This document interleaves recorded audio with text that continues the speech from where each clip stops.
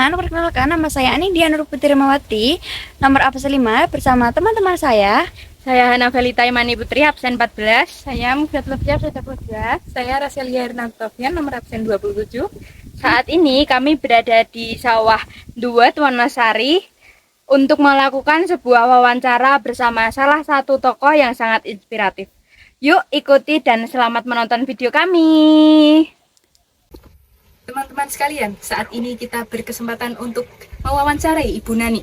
Beliau merupakan pensiunan dari kantor dinas perpustakaan dan kearsipan Kabupaten Gunung Kidul. Beliau akan berbagi pengalaman berharga, yaitu perjalanan karir beliau hingga menuju masa pensiun.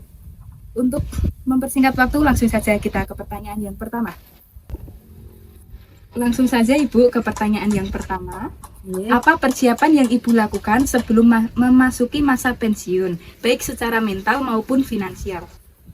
Oh, jadi saya waktu memasuki masa pensiun itu saya menyiapkan mental. Karena nanti ada waktu-waktu yang luang yang biasanya saya aktif dalam bekerja. Tentu saja ada waktu-waktu yang itu biasanya kita tergesa-gesa untuk masuk kerja, kemudian menyiapkan ini itu dalam pekerjaan saya di kantor. Dan untuk itu saya harus memanage.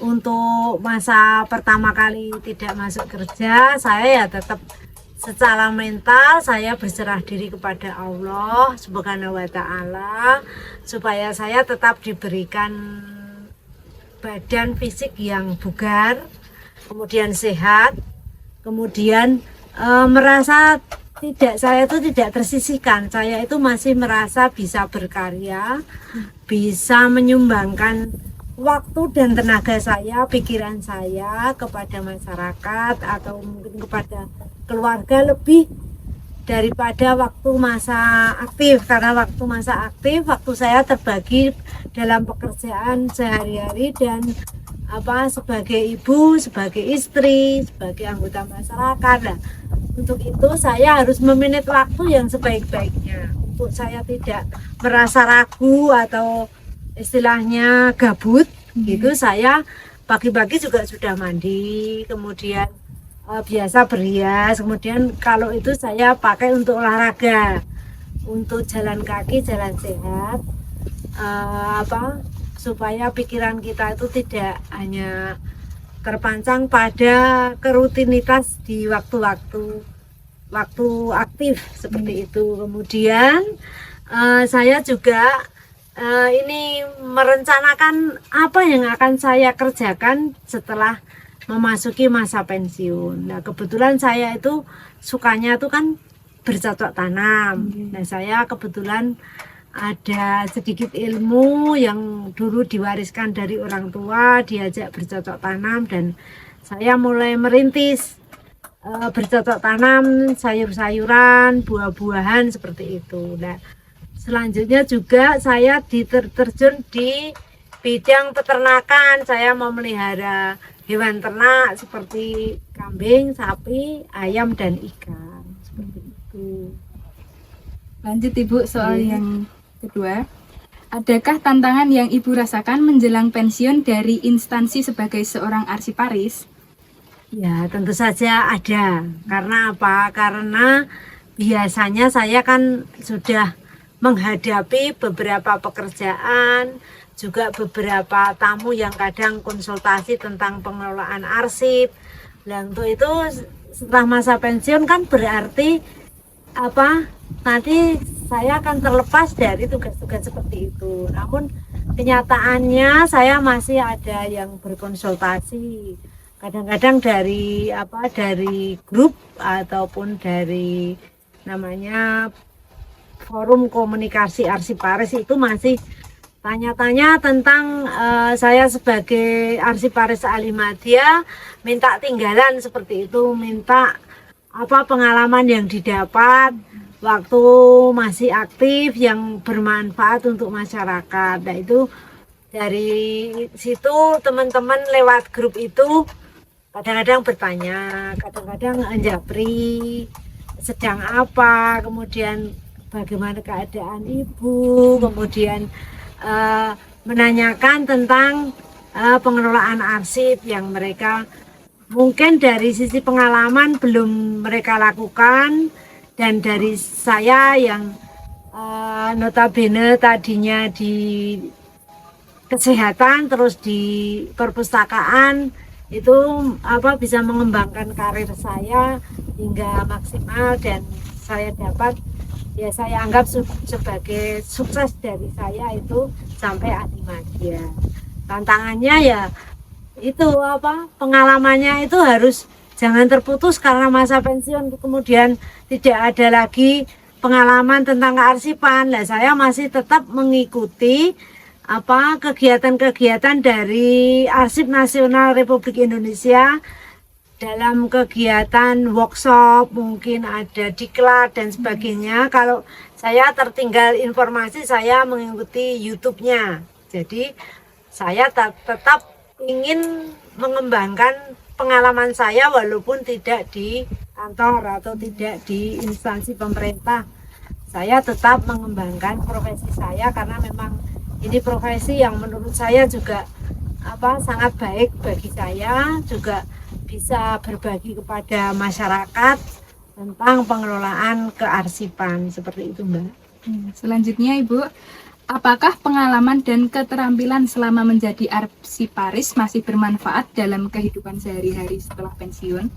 Iya, tentu saja masih, Mbak, karena di dalam keluarga itu ada arsip penting, arsip-arsip yang perlu disimpan, dikelola dengan baik. Contohnya seperti BPKB, kemudian STNK, akte, kemudian ijazah-ijazah itu saya kelola, saya sendiri-sendirikan. Kalau arsip aset maka saya kasih kode AA. Kalau arsip pendidikan saya kasih kode AP. Kalau itu arsip tentang kaitannya dengan akte sertifikat tanah dan sebagainya itu juga saya sendirikan. Jadi suatu saat kalau kita memerlukan, kita tinggal di kode itu, kemudian nanti di situ ada arsipnya, diperlukan cepat, tidak bingung naruhnya di mana dan sebagainya seperti itu. Dan itu juga kita sendiri-sendirikan, punyanya anak, punyanya suami, punya saya sendiri, sehingga suatu saat jika diperlukan itu cepat ditemukan, jadi kita tidak membingungkan. Kalau pas saya tidak di rumah, misalnya lagi aktivitas apa, ada suami atau anak mencari, sudah kita beritahu, itu cepat mencarinya. Dan itu tentu saja pengelolaan arsip itu walaupun saya sudah pensiun itu sangat bermanfaat. Selanjutnya Ibu, apakah Ibu masih terlibat dalam kegiatan yang berhubungan dengan dunia kearsipan, misalnya memberi saran, menulis, atau berbagi pengalaman? Selama ini saya sudah mulai pensiun bulan Mei, Juni, Juli, Agustus, September, 5 bulan. Itu kemarin ada dari mantan pejabat dari RSUD Wonosari. Itu kan ada sedikit kasus terkait dengan pengelolaan keuangan waktu itu. Kemudian beliau ini mencari saya, apakah saya menyimpan arsip-arsip yang diperlukan oleh mereka yang bisa untuk menjadi bukti di pengadilan. Nah itu saya juga saya bantu semampu saya, seingat saya. Kemudian sewaktu saya menjadi arsiparis di RSUD Wonosari itu tetap pengelolaan arsipnya waktu itu tertib, sehingga waktu dicari juga bisa ketemu dan cepat ketemu. Kemudian juga dari teman-teman Forum Komunikasi Arsipan Kabupaten Gunung Kidul, adik angkatan saya itu kan mereka masih muda-muda, belum, saya bilangnya dia belum begitu banyak pengalaman, itu sering bertanya ke saya melalui WA atau WA group seperti itu. Kemudian mereka juga karena notabene background pendidikannya bukan dari arsiparis ataupun bukan dari karena formasinya arsiparis, waktu itu mereka juga ini banyak bertanya, masih belajar, masih cari informasi berkaitan dengan pengelolaan arsip. dan itu saya masih sering dihubungi lewat WA, lewat telepon seperti itu, Mbak. Ya, Ibu.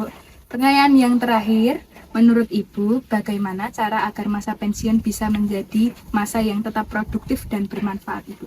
Oh, terima kasih. Tetap kita itu selalu menyeimbangkan antara kebutuhan jasmani dan rohani, nggih. Kita tingkatkan untuk mendekatkan diri kepada Tuhan Yang Maha Esa. Yang jelas, karena kalau seorang ASN itu nantinya akan mengalami masa pensiun dan itu harus dipersiapkan lebih awal, karena kalau tidak dipersiapkan lebih awal, mereka nanti akan canggung atau grogi atau bingung mau bekerja apa. Nah, untuk itu saya secara finansial itu ada tabungan sedikit, kemudian kita buka usaha yang berkaitan, karena saya di bidang pertanian sukanya sama bidang peternakan, ya kita kembangkan. Nanti di peternakan itu kita coba memelihara ikan macam-macam, lele pernah, patin pernah, kemudian nila pernah, kemudian ini yang terakhir saya mencoba untuk ikan gabus. Ini nanti prospeknya bagaimana, kalau itu cara memeliharanya mudah, pangsa pasarnya bagus, ya kita kita kembangkan sesuai dengan pengalaman dan kita mencari ilmu berbagi dengan peternak atau pemelihara ikan yang lain. Kemudian untuk memasarkan hasil pertanian, kita masuk di UMKM-nya Kalurahan. Kebetulan ini besok siang itu ada istilahnya ada pameran UMKM di Kalurahan. Nanti adik bisa nengok ke sana besok. Hari Jumat besok itu jam 1 itu ada lah. Untuk itu hasil pertanian saya itu saya kemasi yang menarik, kemudian dikasih harga. Harapannya nanti pas waktu dibasarkan di Kalurahan itu akan laku laris manis. Kalau yang sudah saya lakukan itu di tingkat PKK RT, PKK pedusunan itu saya bawa hasil pertanian dan alhamdulillah biasanya habis semua dagangan saya. Itu karena apa? Karena persiapannya juga fresh, kemudian menarik, dan tentu saja ya karena dari tingkat awal dari petani langsung, jadi nggak begitu mahal harganya, dan itu biasanya habis kalau saya bawa dagangan. Dan itu saya seneng karena karya saya itu dimanfaatkan orang gitu loh. Dari hasil pekerjaan pertanian itu ada yang memanfaatkan, itu saya dari sisi perasaan itu sangat senang, karena masih walaupun sudah tidak berkarya, masih tidak aktif, masih bisa berkarya, masih bisa menghasilkan, dan alhamdulillah bisa mencukupi cadangan pangan gitu. Sudah cukup, Ibu. Ya, terima kasih. Masih ada yang ingin ditanyakan atau cukup, adik-adik? Ini cukup, Bu. Demikian wawancara yang telah kita lakukan bersama Ibu Nani. Terima kasih banyak atas waktu serta cerita inspiratif yang Ibu berikan.